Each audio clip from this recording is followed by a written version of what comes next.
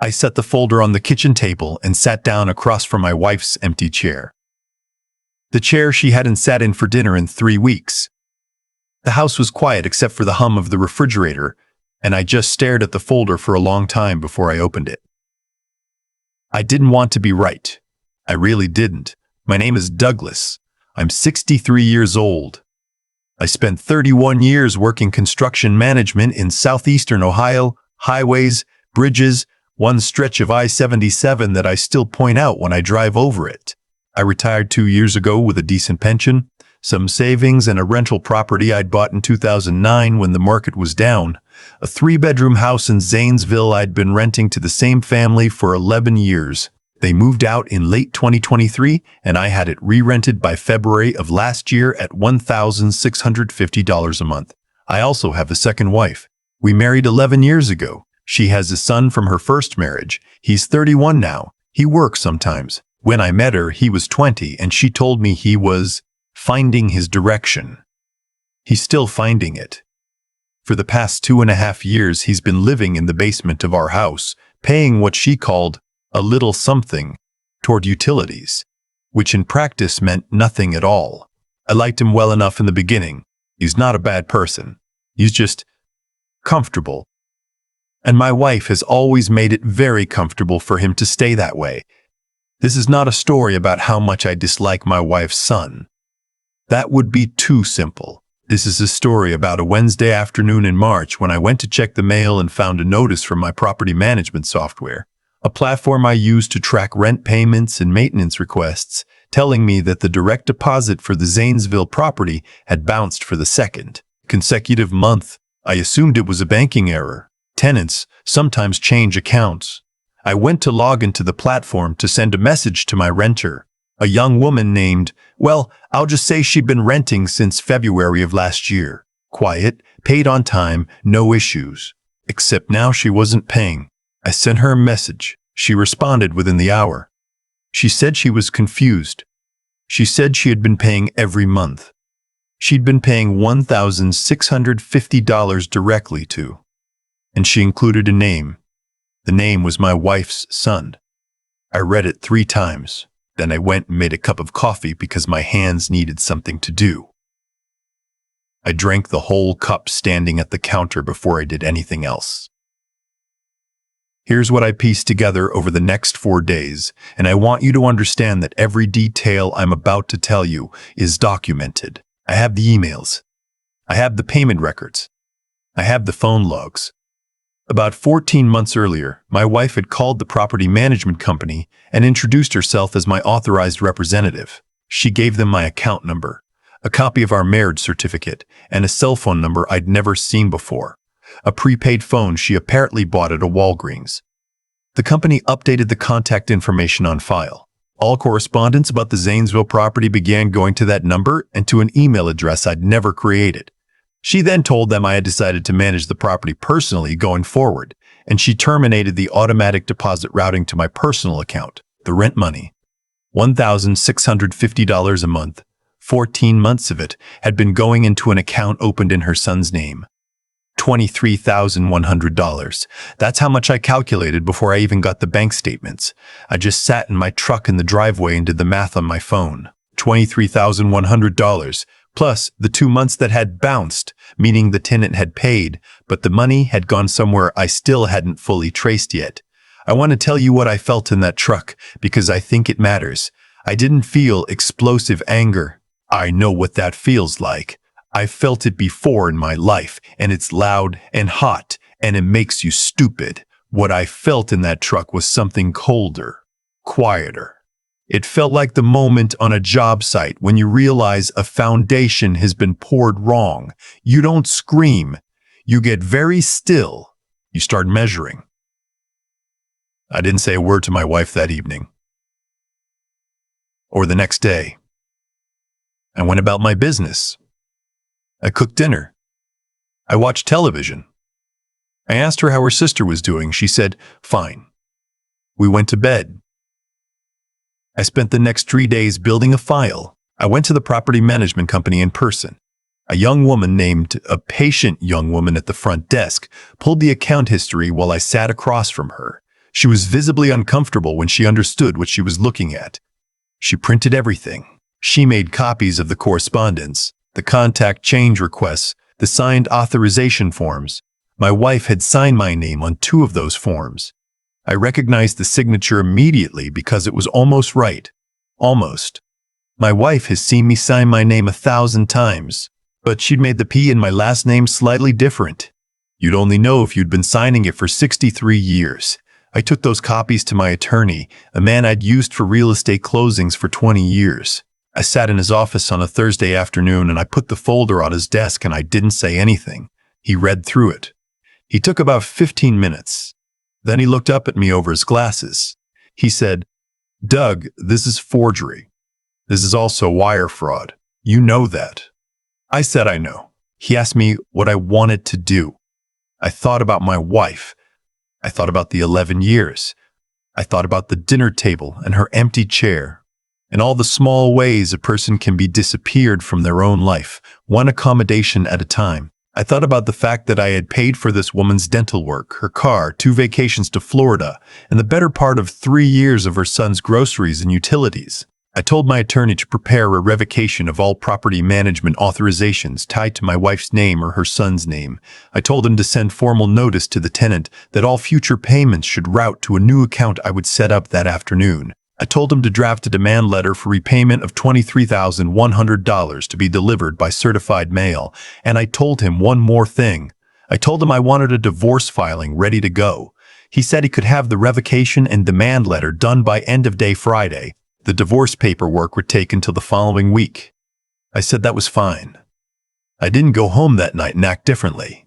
I brought home a rotisserie chicken from the grocery store, and she and her son, he came upstairs for dinner about half the time, sat and ate and talked about something on television. I listened. I ate my chicken. I asked her son if his truck was running okay because it had been making a noise the week before. He said he'd looked at it, probably just the belt. I said good. That night I lay in the dark for a long time. I want to be honest about something. Part of what kept me calm through all of this was grief, not strategy. I had been married to this woman for 11 years. I had believed, genuinely believed, that we were partners, not perfect partners. We'd had arguments, the way people do. She could be dismissive. She had a way of making me feel like my concerns were small. But I had chalked that up to personality differences, to the way she'd been raised, to the stress of blending a family. I had told myself a lot of stories about why things were the way they were. Finding out your wife used your marriage certificate as a prop to steal from you rearranges the stories, all of them, all at once. The certified mail arrived at the house on a Tuesday. I know this because I was in my truck down the street. I had asked the postal carrier. I know our carrier, been on this route for 9 years. I had asked him to text me when the item was delivered. He did. 2 minutes later, I watched my wife walk out to the mailbox in her bathrobe. I watched her take out the envelope. I watched her look at the return address. I watched her take it inside. I gave it 20 minutes. Then I drove home. She was standing at the kitchen counter with the letter in her hand when I came through the door. Her son was standing in the doorway to the basement stairs. I don't know who called him up. Maybe she did. Maybe he'd heard her. She looked at me and I could see she was working out what to say. She'd had 20 minutes to work it out and I could still see her working. She said, "What is this?" I said, "It's a demand letter. My attorney prepared it." She said, "Your attorney." Like the words didn't make sense together. I sat down at the kitchen table. I put my hands flat on the surface. I'd learned a long time ago on job sites that when things get loud, the person who sits down and speaks quietly is the one who controls the room. I said, "I know about the Zanesville property. I know about the contact change. I know about the authorization forms. I know about the account in your son's name. I have the paperwork from the management company, the signed forms, the correspondence, and 14 months of payment records." She said, "That's you not understanding what happened." I asked her to explain it to me. She said it was temporary. She said she had planned to tell me. She said her son had needed a bridge, just something to get him through a hard stretch. and she had known I would say no if she asked. I looked at her son while she was talking. He was looking at the floor. I said, "So you knew?" He didn't answer. His silence was an answer. I said to my wife, "You signed my name on legal documents, twice. Do you understand what that means?" She said, "I'm your wife." I said, "That's not an answer to the question I asked." She came around the counter then. She sat down across from me. Her voice changed. It got softer, the way it does when she wants something. She reached across the table and I moved my hands to my lap. She said, "Doug, we can work this out. It doesn't have to be like this. We can pay it back. We can set up something." I said, "The demand letter gives you 30 days. My attorney's information is at the bottom. If you want to discuss repayment terms, you contact him." She looked at me for a long moment. Then she said, "I can't believe you're doing this to our family. I want to remember this clearly because I think I'll be thinking about it for the rest of my life." I looked at my wife across our kitchen table and I thought about the word family. I thought about what it means and what it costs and who pays it. I thought about 31 years of 5 a.m. mornings and cold job sites and safety meetings and paperwork and every single dollar of that pension. I thought about the Zanesville house, which I had bought with my own money, managed with my own time, maintained with my own hands. I said, "I didn't do anything to this family. I found out what was done to me." She stood up. Her son came forward from the doorway. And I want you to hear this carefully, because this is the part that told me everything I needed to know. Not the theft, not the forgery, not the 14 months of lies. My wife looked at her son and said, "Call your uncle. Tell him we might need a place to stay. Not, 'I'm sorry.' Not, 'I made a terrible mistake.' Not even, 'Give me a chance to explain.'" The first thing she thought of was logistics, where they would go. Who would take them in? She had already thought about this. She had already made the calculation that if I ever found out, they would leave. She had a plan. I sat at that kitchen table while they moved around the house. I heard drawers opening. I heard hangers. I heard her on the phone with her brother. I sat and I didn't move because I'd already done everything I needed to do, and now the only thing left was to let it finish. They left within the hour. My wife paused at the front door with a bag over her shoulder. She looked at me sitting at the table. I think she expected something from me, some last moment, some door she could pull open. I don't know what she was hoping I'd say. I said the attorney will be in touch. She left. Her son passed through without looking at me. The door closed. I sat in that kitchen for a long time. The refrigerator hummed. Outside, a neighbor's dog was barking at something in the yard. I could smell the coffee I'd made that morning still sitting in the pot, gone cold. There are things I know now that I wish I'd known earlier. I know to never give anyone, authorization over a financial asset without a paper trail you personally control.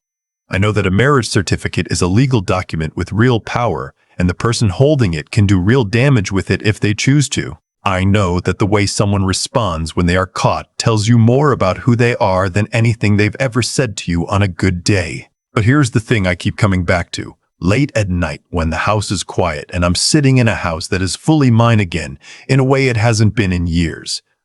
I am not angry. I want you to understand that.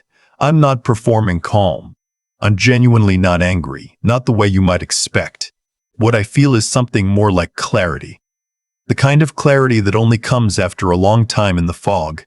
I spent 11 years telling myself stories about who she was, about what we were building, about why things were the way they were. Those stories are gone now, and the strange thing about losing them is that the world looks more solid without them. The floor feels like it's actually holding me. I'm 63 years old. I have a pension. I have a truck that runs. I have a rental property in Zanesville with a good tenant who now pays me directly and always on time. The divorce was filed 6 weeks after she left. She did not contest the demand letter. Her attorney contacted mine and they are working out a repayment schedule. The forgery is documented in my attorney's hands. What happens with it is something I'm still deciding. Her son has not contacted me. I don't expect he will.